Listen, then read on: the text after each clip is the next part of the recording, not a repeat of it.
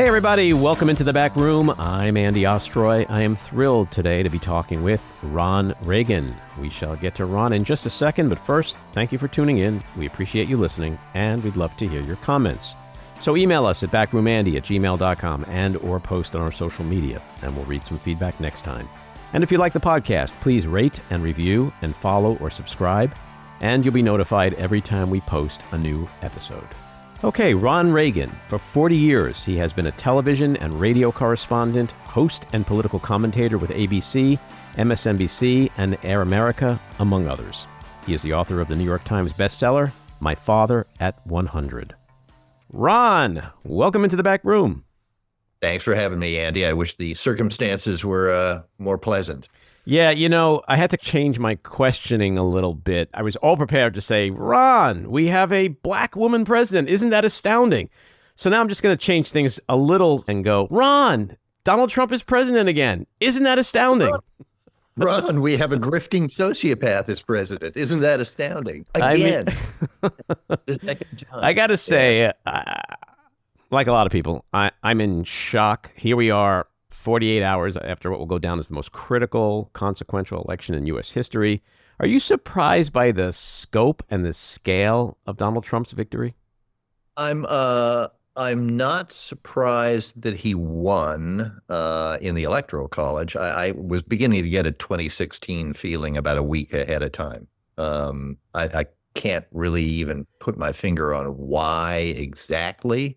I think a lot of it had to do with the fact that she wasn't running away with it, which seemed to be the logical thing to happen when you've got a guy who's a convicted felon, adjudicated rapist, compulsive liar, incompetent grifter, sociopath, probably psychopath, running against a fairly normal highly qualified. Highly qualified. You'd think, well, I know how this will go, Mm-hmm. but it wasn't going that way, and I thought this isn't going to turn out well. I was surprised that he won the popular. It appears to be on track to win the popular vote, and that changes for me at least, mentally and emotionally, the formula here a little bit. In 2016, when he beats Hillary Clinton, he lost the popular vote by nearly 3 million. Right. You'd say, well, it's this damned electoral college system we have. It doesn't really reflect the will of the people. He lost by millions of votes. This time he wins by millions of votes and wins the electoral college. So we can't pretend that this isn't America anymore, that this is an aberration. This is who America is right now. Yeah. We always like to say this isn't us, this isn't who we are, but no, this is exactly who we are. This is exactly who we are. We're an angry country. We're a country that places democracy somewhere down on the list of important attributes for our nation. Winning is important. Me getting to air my grievances and whine about things, that's important. Me feeling put upon by people I don't like and understand, that's important. Democracy, well, whatever. And this is an awfully disturbing thing. Now, I have to say that I can understand this, and I think it's been coming for a long time. It was coming even during the first Trump administration. For decades now, the people that ended up voting for Trump, many of them anyway, have gotten the short end of the stick. This last summer in August, I drove across the country from Washington, D.C. to Seattle, where I live. It wasn't a journalistic trip. I was actually driving with my brother-in-law. We were taking my nephew's dog across the country, this large dog, all across America. But, you pay attention when you're spending a whole week driving across. Took the 90 mostly through the northern tier, South Dakota, Montana, Wyoming, a little bit of Nebraska, some Iowa, Illinois, all that kind of thing, Idaho.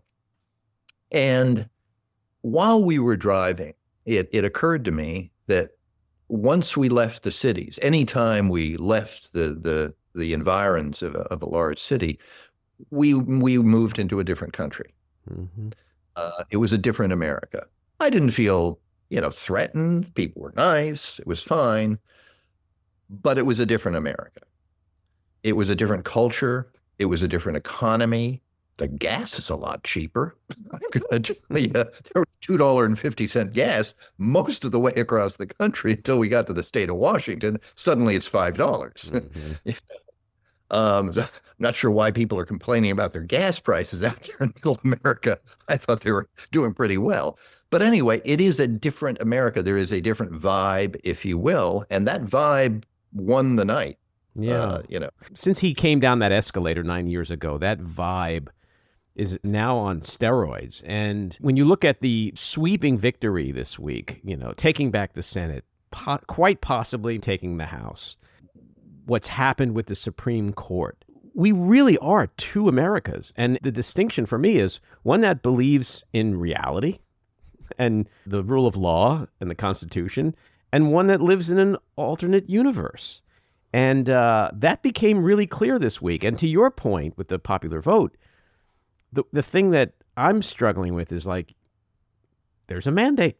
He has a mandate. It's clear. You can't argue with that. And, as just someone who does respect the rule of law and the Constitution and our democracy, I'm like, okay, people voted. A majority of Americans voted. This is who they got, and good luck. And in previous elections, I guess, when it was more of a standard conservative, liberal, Democrat, Republican kind of contest, you could always think, well, the other side is amenable to reason. If I can present them with facts and logic and evidence, I might be able to change their minds. I think we've entered an era now, and other people have said this is hardly an original idea, but we're really in a post-truth era in the sense that the people you would like to convince using logic and reason and evidence and in good faith and all that sort of thing really don't care. Mm-hmm. Care what's true. They know that Donald Trump is a con man. They know that he's lying all the time. So what? Do you really think that? Yeah, I do. I do. Like many of them, not all. There are true believers who just think that every word that falls out of his pie hole is golden. But I think a large number of them get that he's this deeply flawed human being, but he's their deeply flawed human being. Right. He says on their side.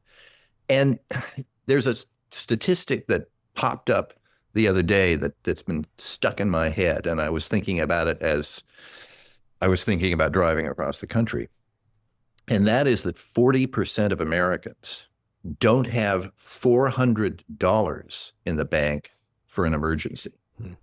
Not even $400 in the bank. 40% of Americans. Now, that's going to make you scared and angry. You work hard, you have a job, you play by the rules, and at the end of the day, you can't come up with $400 if your kid breaks his arm or something. It's, this is the America we're living in, and that America has been there for some time now through both administrations, Democratic and Republican, and nobody has really done anything about it. And this was a change election. Mm-hmm. Make no mistake about it. And there was just no way in hell that Kamala Harris was going to represent change. Trump does he represents change. He represents tearing it down, breaking everything. But these people, think about, I think about Kadoka, South Dakota, gateway to the Badlands. This tiny little town. It's got about a half a dozen motels. It's got one restaurant. And it's grim. It's grim out there. These are the people that don't have the $400. And I can understand why they're angry and why they think that people like you and me look down on them, and why they just want to break everything and start it over again. The system has not been working for these people for decades. Well, this is a really good point. And like it or not, in view of the broad gains they've made across many voter groups this week, we, on some level, have to suck it up and give credit to Trump and the GOP, because they figured out how to talk to that person, those people, in a way we didn't. And somehow we can't. And we forgot how to do it. Those were our people, right? The white working class, young people, blacks, Hispanics, women across the spectrum. Mm-hmm. And while it's obvious this GOP isn't your dad's Republican Party, the Democratic Party is not my dad's Democratic Party. It's become, I'll use the term that they use, the coastal elite party, right? And even though I will defend this economy as the greatest economy we've had in decades, and I say that based on the metrics we've been using for 70 years, right? No matter who's president, same metrics, GDP, inflation, unemployment, blah, blah, blah. But I have children who are in their early 30s. Like, I get the housing crisis. I get the food situation with prices. We've failed to connect with that. And this isn't a new problem. Those constituencies have been leaving the Democratic Party, especially the white working class, for quite a while now. How do you think we get them back? Can we get them back at this point? Well, I think there has to be a much more dynamic stance on policies that address the very real concerns that these people have. I mean, and, the one worrisome thing here is that the economic becomes the cultural.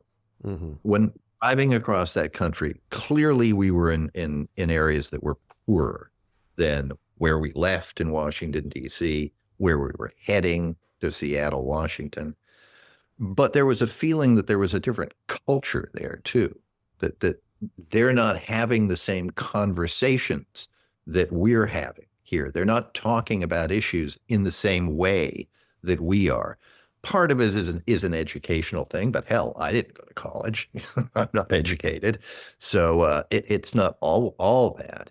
But there are definitely two Americas, and they don't talk to one another. They don't, as you said, they don't know how to talk to one another. I don't disdain those people. I don't hate those people.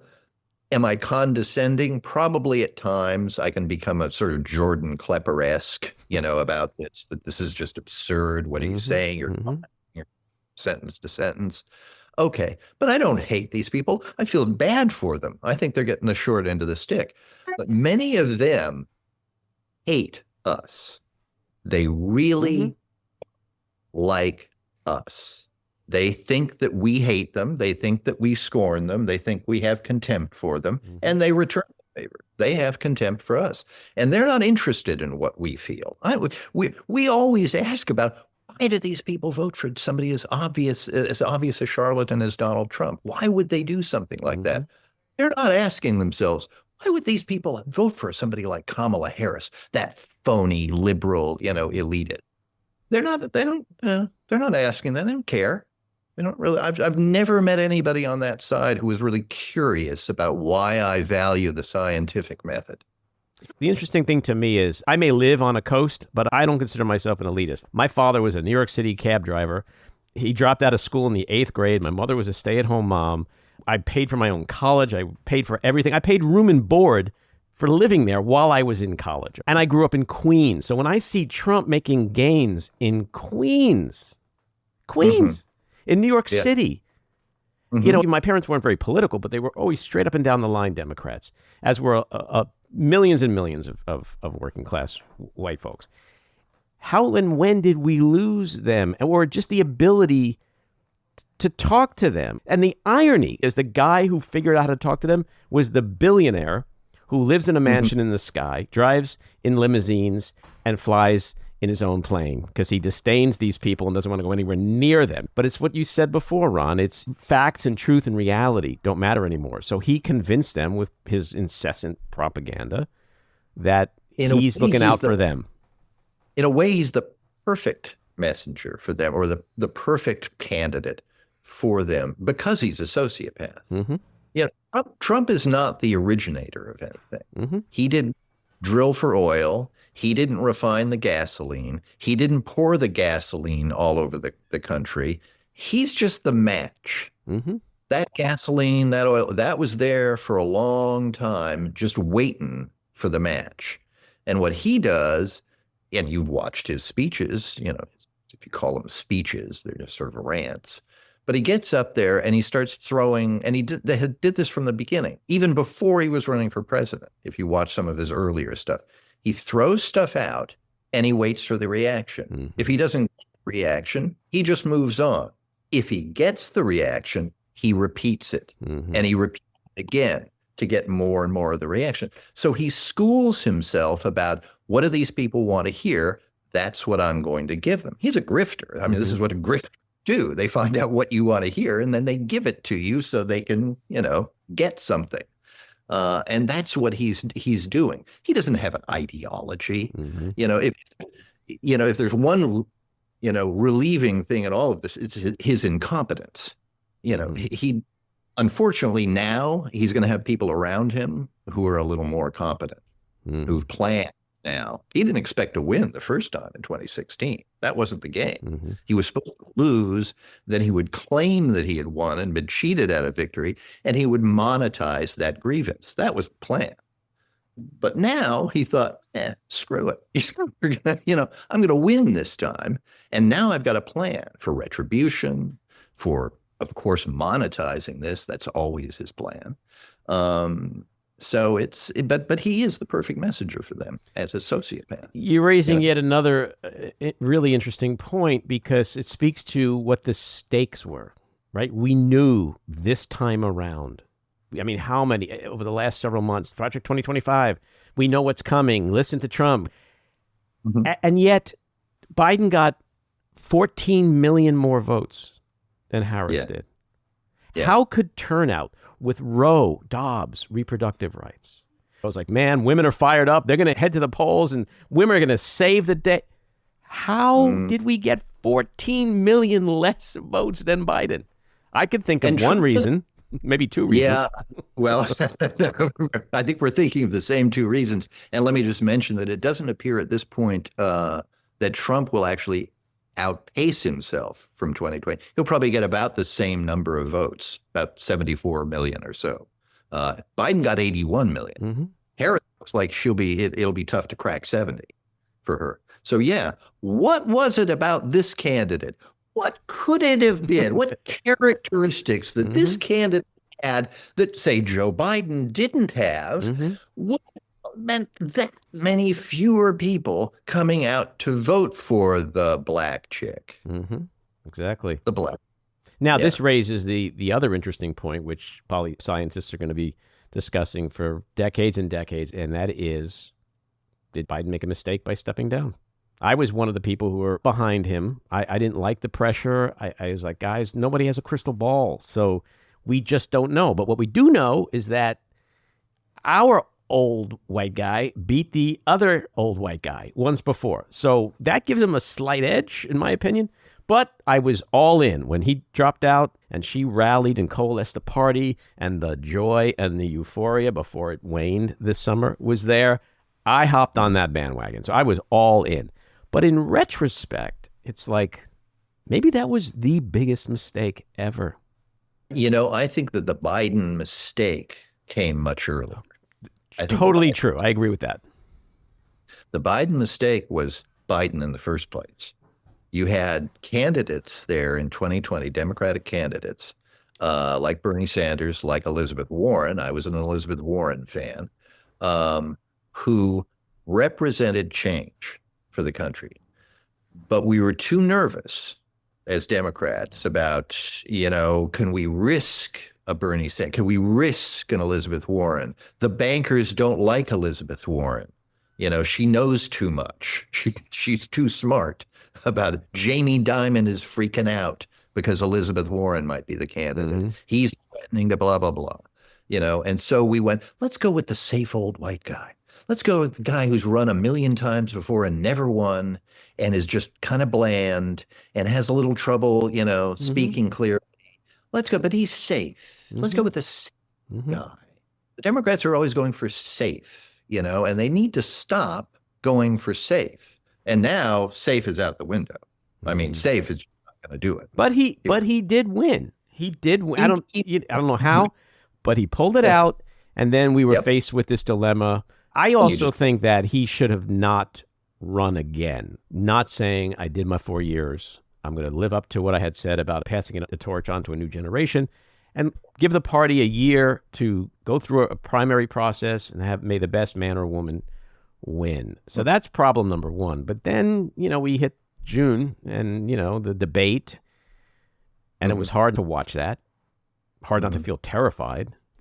But the truth is, he was a babbling old guy that night, and Trump, up until the election, was a babbling old racist convicted. Like, it's not like Trump was this incredible, articulate, policy-driven politician, and we would have had an old senile guy. It just would have been like maybe a repeat of 2020, and that worked out pretty well for us. Yeah, even 15 years ago or so, the idea of Trump becoming the nominee, much less president, would have been unthinkable. You'd have looked at him and just laughed. As many of us did, in 2015. When he first came down the escalator. I remember saying to Chris Matthews, I think it was, "Oh yeah, please let them nominate Donald Trump." Because come on, America's not going to vote for this clown, this idiot. And they didn't, but that damn electoral college, ushered him in anyway. But now we're stuck with him for 4 years, and the question is, how do we, get through this 4 years? What level of protest? What level of resistance? How do we resist? Well, there seems to be a different mood. Like, my daughter, who's now 20, she and I were in front of Trump Tower in the protests in 2016, all the pink pussy hats protesting. Oh, right. We don't see that right now, and I don't think we're going to see it. I think there's sort of a resolve and a sense of defeatism. It's like with everything we had, impeachments, insurrection, rape, fraud, we had it all, and we still lost. And so that makes you sit here this week and go, how do we do this the next time? Let me ask you, because it sort of occurred to me. Why do you think, and certainly if the shoe was on the other foot and it was, Kamala Harris, who was an adjudicated rapist, let's just use that one as the example, you'd have heard every day on Fox, every speech Trump or Vance gave, there would be a mention of the fact that she's a rapist. Yeah, well, they call her a communist, and she's not. Imagine if they actually had some factual basis in the law to attack her. Yeah. But you didn't really hear that much about Trump. It's fact. No. He is an adjudicated rapist. Yes. And yet, why wasn't that over and over and over again being pounded into the American You're public? 100. I interviewed Gretchen Carlson about a week and a half ago, and it was the day after Trump said, "I'm going to protect women, whether the women like it or not." So the next morning, I have the CNN or MSNBC on in the background, and I'm listening, and I'm like, no one's connecting the dots here. That a rapist has just said he's going to do shit to women, whether they like it or not. And I said this to her, and she goes, "I know, but I'm doing a hit on CNN tonight, and I'm going to be talking about it. Trust me." Because it is such an obvious thing. It's like he is a rapist, and he just stood there and said, "I'm going to do this to you, whether you like it or not." Well, E. Jean Carroll didn't like it. The young beauty pageant contestants, when he walked in their dressing rooms, they didn't like it. They didn't like it when they took away their reproductive rights, right? Like all the 20-plus women who accused him of sexual assault, they didn't like it. So I'm going to flip it back to you, Ron, ask you your own question. How come we did not hear more of that? I think the media is very bad in a situation like this. They're used to a certain status quo where you can play the equivalency game, and we're just going to present both sides, and you decide which you like. This side has these policies and this side has these, and they sort of go back and forth, and blah blah blah. And everybody's sane, everybody's an adult, nobody's going to ruin the country. This is all just an argument about policy and stuff. We're all grown-ups here. And now suddenly a grenade gets thrown into all of that by the name of Donald Trump, this big orange psychopath who lies constantly about everything. And what does the media do with that? That this breaks their whole model, and half the country loves this guy. So if they say he's a liar, he's a psychopath, he's a sociopath, half the country gets angry at them. And it's a commercial industry, their business model, prompts them to appeal to a mass audience here. You remember CNN got all, bent out of shape because, gee, they were losing the Trump voters, because they were telling the truth. And so they bring in Andy Lack or whoever it is to sort of conservative them up again. Well, that very well. So the media is partly to blame here. They just don't know how to call a spade a spade. They don't know how to call a liar a liar. Look how long it took the New York Times to use the word liar. Well, to your point, you watch CNN or MSNBC, and they'll have a panel discussion, and Trump will say something horrible, and then they'll come back to the panel and be like, why would he say that? And I'm like, because he's a fucking sociopath. Like, after 9 years, they're still thinking like, Trump has an opportunity here to turn a page, to unite the country, to do the right. I'm like, are you kidding me? Do we learn nothing? We've learned nothing, not a damn thing. And we're soon going to find out that he's not just going to be a happy little camper going, I won, great, I'm tea time. Like, it's tea time. Yeah, it's again. You said something I've been saying for years, and that's at the core of it. You started off this conversation by saying he's a sociopath. If you start with that, that makes it easy. And we've known this about him for decades. Yes. I would like in New York in the early 80s when he was sort of bubbling up in the tabloids and all that. He was a clown then. He was a sociopath then. And you knew it, and we've known it all along. He hasn't changed, So, yeah, come on. Let's just come to grips with this. So one of the things in the election this week that we've obviously been talking about is the sexism and the racism. Yet, if you watch the news this week, you see the pundits, they're all twisting themselves into pretzels, trying to find other reasons why Trump won. Economic, trans kids in sports. Like, your father in the 80s took a lot of heat for calling out the history of racism in this country. Now, think about it. It was 40 years ago. But now, today, look at where we are. And we still can't accept the obvious. What happened this week? We've been fighting the Civil War ever since the Civil War.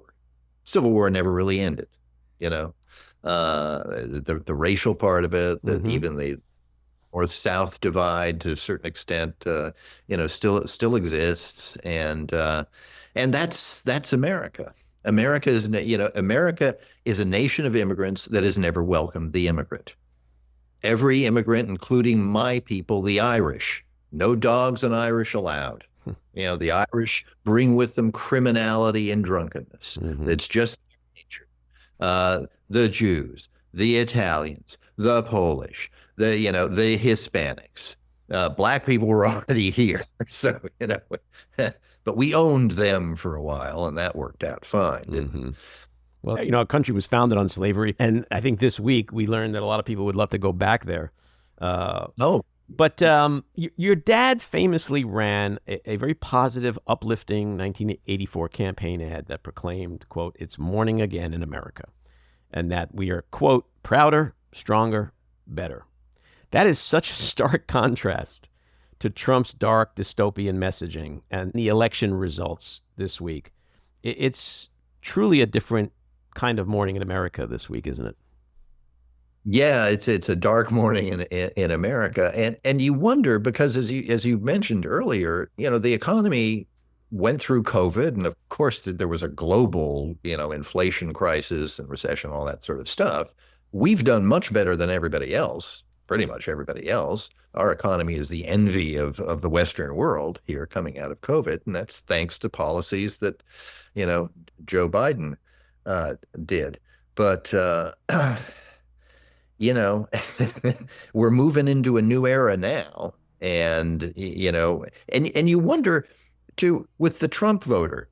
They're so sure they're being told that America is carnage and wasteland and rioting and this and that, but it's not happening in their towns. It's not happening in their relatives' towns. It's not happening anywhere. Really. Oh, sure, you're going to have bad stuff happen every once in a while, someplace. But this carnage business just isn't happening, but they're convinced it is. Sure. He tells them the cities are being conquered. Yeah. Yes. Violent crime is now at about a 50-year low. It is lower than was under Trump, lower than it's been for a long time. And yet they're sure that crime waves are sweeping our country, Mm. How do you This is a question. I know you've been asked a lot, but for my listeners who may not have heard your views on it, your dad was the conservative icon. It was his party up until Trump went down that escalator. When you mentioned the GOP, Ronald Reagan. What would Dad be saying right now, not just about Trump, but about what happened to his beloved party? Well, I'll give you the answer that I always give because I'm always asked this, of course. And the first answer is it doesn't make any difference what he would think. It's been a long time since he's been in office. It's been a long time now. That's 20 years since he's been on the planet. It doesn't really matter. What matters is what we think and what we do. Having said that, of course, I knew him very well, and he would be appalled by this. He would be depressed by what's happened to his party. This Republican Party isn't the Republican Party that he was a part of. It doesn't really exist as a political party, a viable political party anymore. It's just a cult of personality now. It really stopped being a viable political party, I think, when they lied us into Iraq and then started torturing people, torturing at that point and justifying that kind of stuff. I remember saying to somebody, this is not a legitimate political party anymore. But they've gotten worse in the intervening years. And unfortunately, the Democrats now are in a state of disarray and discombobulation because of what's happened. So now, in a two-party system, we don't have a single healthy political party. A single party that knows what it's about and is, viable and worth the paper their charter's written on. And that's not a good place to be in a dangerous. When I think of your dad, who I admired, even as a Democrat, it's hard for me and a lot of people to imagine him watching his party embrace someone who admires Hitler. Yeah. And fascism. How far the party has come from the days of Ronald Reagan. And they're not going back. They've gone way too far here. You really just need a big broom to sweep all of them out now. I mean, who other than Liz Cheney and Adam Kinzinger and just a tiny handful of never Trumper people who had the guts to sacrifice their political careers, at least temporarily, to do the right thing. It's a party of Ted Cruz's and Lindsey Graham's. It's a party of people who just, like Lindsey, I mean, really, what a professional ass kisser. And Ted Cruz, a guy who, Donald Trump insulted his wife, went after his wife. And Ted Cruz is now kissing his big ass, And somebody did that to my wife. First of all, I tell him I don't really care. My wife and I don't care what you have to say about anything, but just on general principle, next time I see you, your ass is on the floor. Just so you know, you don't do that to my wife. And Ted Cruz, no, I'm going to kiss that ass instead. Yeah. What kind of people are these? What kind of gutless people are these? Well, you just said it. Gutless, soulless. Yeah. Greedy for power and relevance and access. I've gotten to know Anthony Scaramucci. He's been on my podcast many times. I think he's a good guy, and he's one of the people that flipped and fought the good fight with the rest of us. And I asked him the first time I talked to him, I said, you're a smart guy and successful. What made someone like you partner up with Trump? And he said, Andy, I'm just going to be honest with you. I'm an Italian kid from Long Island, and I'm sitting in the Oval Office. And it's that access to power that I think makes people just lose their minds, because it's like the voices on the opposite shoulders. Like, this is wrong. We shouldn't be here. We shouldn't be doing this. But we're in the Oval Office. Like, I get it. I get it. I get on Meet the Press every weekend. Sure. Yeah. Who would Lindsey Graham be if he weren't Senator Lindsey Graham? He'd be nothing. Yeah. He'd be no. Ted Cruz, same thing. Nothing and nobody. Yeah. Nobody time of day. They've got nothing interesting to say. They've got no character. Nothing. Mm. It's all they've got. It's really all they've got. And Trump's in charge of it now. Mm-hmm. Trump has the power to eliminate them if he wants to. Trump And has they know it. said he admired your father. He certainly lifted "Make America Great Again." He lifted Oh, "Are you better off than you were 4 years ago?" Does it just make your skin crawl when you think about yeah. him in Yeah. that way? I don't want to hear my father's name coming out of his little curly Q mouth, Mm-hmm. you know, puckered, pie hole. No, but of course he pilfers anything that'll be useful to him.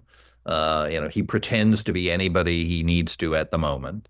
So he's about characterologically, he's about as far from my father as any human being I can imagine. Mm-hmm. Think about when Don Reagan was causing problems in the White House, Mm-hmm. and a lot of people were telling my father, "You got to get rid of him. He's gone over the edge here, and he's hurting he's hurting you."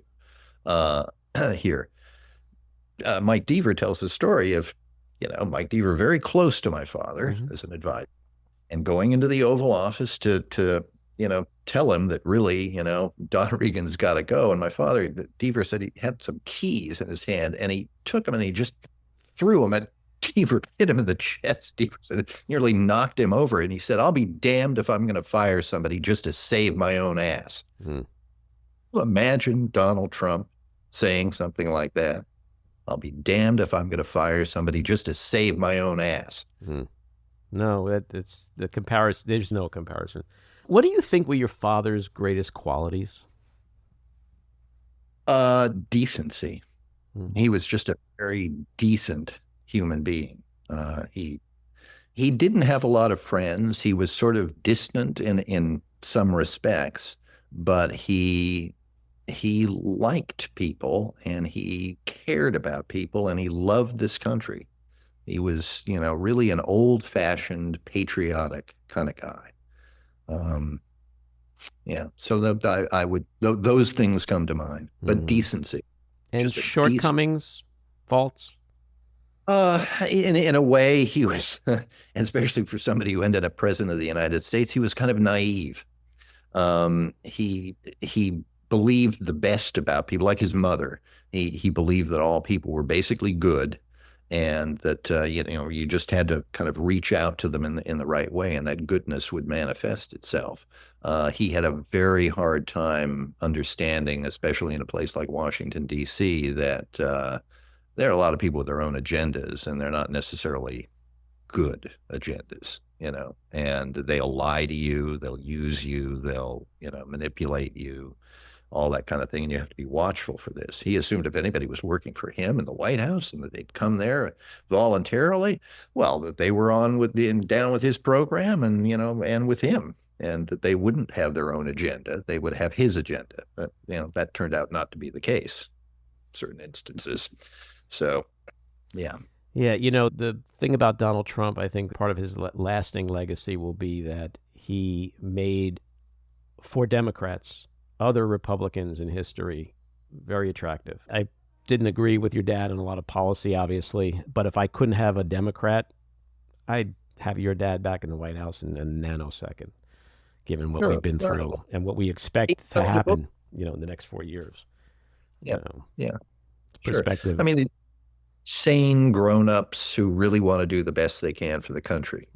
Again, may disagree, and I disagreed with my father and plenty of things too, but they meant well.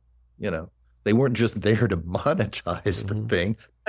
Well, this is a guy, Trump, who's selling golden tennis shoes and signed Bibles. This is a man who's never read the Bible, for God's sake. Well, this is a great segue, because I want to ask you now about atheism.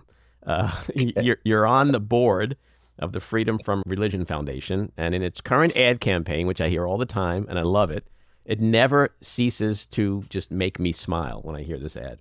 You describe yourself as, quote, an unabashed atheist who is, quote, not afraid of burning in hell. Music to my ears. I'm an atheist. I feel exactly the same way. What made you join this movement? It was years ago, and now I can't remember how exactly. I think they invited me to speak. They gave me their Emperor Has No Clothes award, and if you an award, well, hey, you might as well show up and make nice. And so I joined their board. I've been an atheist since I was a child, really. I stopped going to church at 12. How did that go over in the family of very religious people? Well, not well exactly. But my father was smart enough to know you can't force somebody to go to worship, to have faith, to go to church. And so he didn't try to do that with me. He would try and reason with me. He would talk to me about this, but it didn't work because he didn't have the arguments that he needed, and nobody else does either. So I just stayed the way I am. And why are you an atheist? Why am I an atheist? Because there's no evidence of a deity, and I think at a very early age, before you're really kind of thinking through it, intellectually, it just struck me intuitively that this can't be. This just cannot be. The universe is way too big for any creator of it to be so. Think that there are more galaxies in the universe, we think, than there are grains of sand on all the beaches in the earth. Each of those galaxies has, on average, between 100 billion and 200 billion stars. Each of those stars, virtually all of the stars, have a collection of planets around them. So we're talking just trillions and trillions and trillions of planets out there. That's a big, big number. And what we're saying is that the creator of all these beaches with all these grains of sand is particularly concerned, in fact, has created this entire beach, this entire, sandbox, if you will, for one grain of sand, and is particularly interested in the bacteria on this one grain of sand, not the whole grain of sand, just part of the grain of sand, just a species of bacteria on that one grain of sand amidst these trillions and trillions of grains of sand. I don't think so. That just doesn't make sense to me. There's no evidence for it, and so I choose to not to believe it. Have you ever struggled with agnosticism and just wondering, is there something somewhere out there? Sure. We're all agnostic in a sense. Even most atheists will say, well, technically I'm agnostic. I don't know. I can't prove a negative. So I don't know that there is no creator deity. I, with 100% certainty, assure you that there isn't. I'm 99.999% sure there isn't. So we're all agnostic in that way, and we should be comfortable with not knowing. What happens after we die? Well, we don't know. But let's not just make up a story about what happens and decide to believe the story we made up. Which is okay for some people if they want to believe. If they want, they will. Yeah. And there's no stopping them, and you wouldn't want to. I mean, if that's what they want to do, they're free to do that. So we're all agnostic in that sense, and we're all atheist. There have been thousands and thousands of gods. If you're a Christian or a Muslim you don't believe in any of them except one. You and I go one God farther. That's it. One God. Well, everybody else about all those other gods. The interesting thing is, when we were just talking about how, if people want to believe, so be it. That's fine. But I want to read a quote that I found of yours that says, quote, "Freedom of religion really means freedom to be bigots. Who can we refuse service to? It starts with LGBTQ people.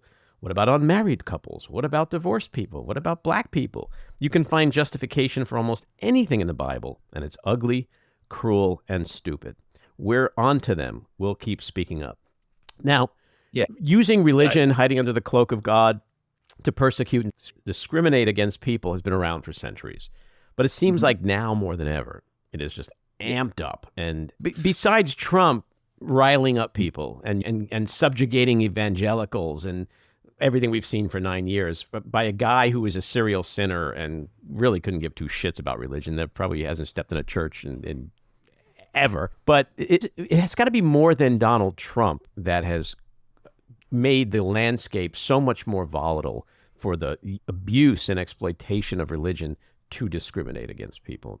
It's got to be more than that, isn't it? Yeah, that's a good question.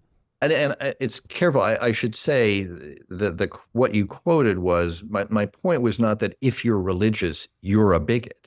Mm-hmm. It's religion is used to justify bigotry. Sure.